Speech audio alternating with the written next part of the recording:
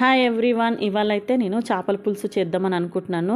మిర్గం రోజు చేపలు తినాలంటారు కదా, కానీ శనివారం వచ్చింది కదా మిర్గం, అందుకే నేను సండే ప్లాన్ చేసినాను. ఇట్లా ముందుగా చేపలు ఉప్పేసి కడిగి నీట్గా పెట్టుకోవాలండి. ఈ చేప ముక్కలు ఉప్పేసి కడిగితే ఈ నీసు వాసన అనేది పోతుంది. తర్వాత కొంచెం ఉప్పు పసుపు వేసి మంచిగా కలిపి ఒక హాఫ్ అన్ అవర్ మనం పక్కకు పెట్టుకోవాలి. చూడండి, ఇట్లా ఉప్పు పసుపు అనేది ముక్కలకు మంచిగా పట్టాలి. తర్వాత కొంచెం చింతపండు అయితే నేను నానబెట్టేస్తున్నాను.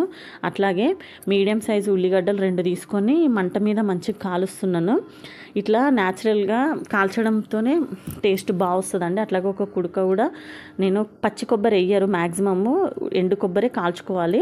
తర్వాత కొంచెం జీలకర్ర, ధనియాలు, కొన్ని మెంతులు, కొన్ని పల్లీలు మంచిగా వేయించుతున్నాను. మాడిపోవద్దు, ఇది టేస్ట్ చేంజ్ అవుతుంది అనమాట. మాడితే ఇట్లా మీడియం కలర్ వచ్చేటట్టు వేయించుకోవాలి. తర్వాత ఉల్లిగడ్డలు కాల్చుకున్నాం కదా, ఈ పైన పైన నల్ల పొట్టు అనేది తీసేసుకోవాలి. మనకు తీసుకొని మిక్సీ పట్టుకొని పక్కకు పెట్టుకోండి.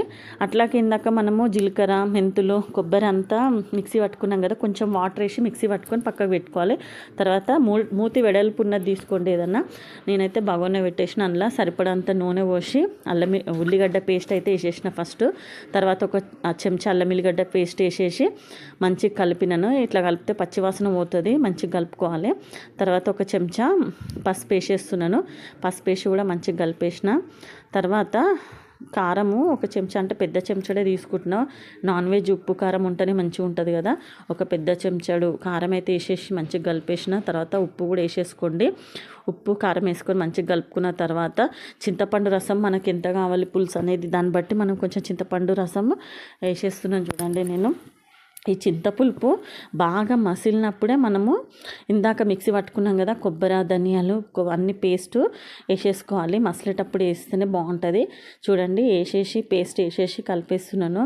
ఇది మంచిగా ఈ కొబ్బరి, ఇది జీలకర్ర పేస్ట్ అంతా అందులో మసిలినాక ఈ చేప ముక్కలు ఒక్కటొక్కటి నీట్గా వేసుకోవాలి. ఒకదాని మీద ఒకటి వేయొద్దు. మ్యాక్సిమం చేపలు విడివిడిగా వేసుకోవాలి. చూడండి, చేపలలో మాత్రం గంట పెట్టకండి. చేపలు వేసినాక ఒకసారి ఈ మసిబట్ట పట్టుకొని మంచిగా ఊపేస్తున్నా. చూడండి, 10 నిమిషాలు పొయ్యి మీద పెడితే మనకు చేపల పులుసు రెడీ అయిపోయింది. ఇందులో గరం మసాలా, కొత్తిమీర వేసేసిన. చూడండి, సర్వ్ చేసుకుంటున్నా నేను. ఇట్లా చేసి ట్రై చేసి చూడండి. చేపల పులుసు మంచిగా చిక్కగా మంచిగా టేస్ట్తో వస్తుంది. చిన్న చిన్న చిట్కాలు పాటిస్తేనే ఏ కర్రీ అయినా బాగుంటుంది. Thanks for watching. మా ఛానల్ని ఫస్ట్ టైం చూసిన వాళ్ళైతే సబ్స్క్రైబ్ చేసుకోండి. వేడివేడిగా చేపల పులుసు రెడీ అయిపోయింది. ఒకసారి ట్రై చేయండి.